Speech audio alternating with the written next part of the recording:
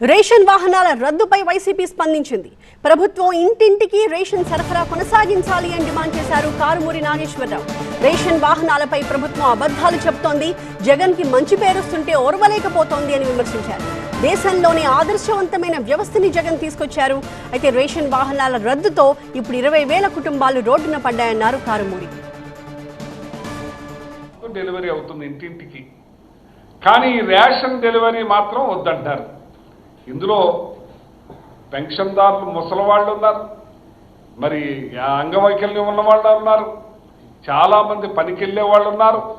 వాళ్ళందరికీ ఇది మంచి జరుగుతూ ఉంటే, దగ్గర 20,000 కుటుంబాలు బతుకుతూ ఉంటే దాని మీద అవినీతి జరుగుతుందని చెప్పి మీరు నిష్కారణంగా తీసేసే కార్యక్రమం చేస్తున్నారంటే రేషన్ షాపుల్లో జరుగుతలేదా?